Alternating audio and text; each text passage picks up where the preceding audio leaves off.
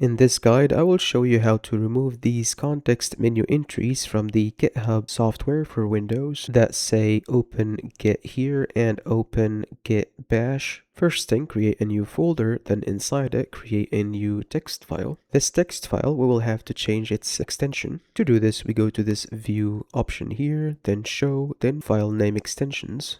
This will reveal the extension of the text file.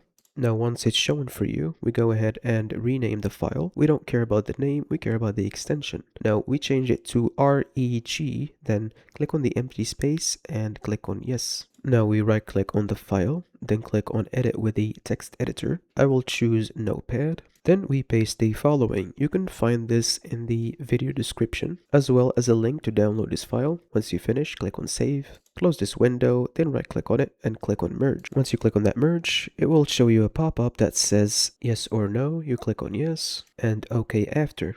But in case you don't want to use this file or this method doesn't work for you and you'd rather do it manually, you can do it this way. We will have to go to the registry and find these paths. To do this, we click on our start menu, type registry, then open registry editor. Now, based on the first one on the list, we will need to go to the H key classes root, then expand it.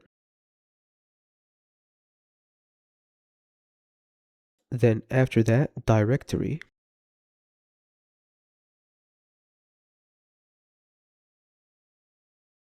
Shell Git GUI. And for this folder and all the other folders in the paths, we will right click and delete. For the rest of the paths, you will have to do the same.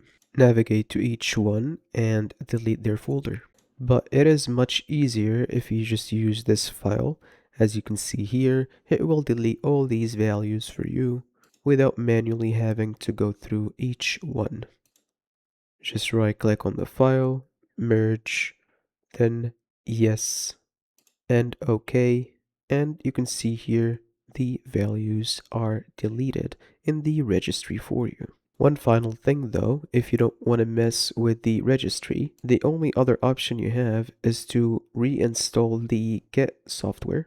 And in the installation process, you will just have to choose not to add these commands to the context menu.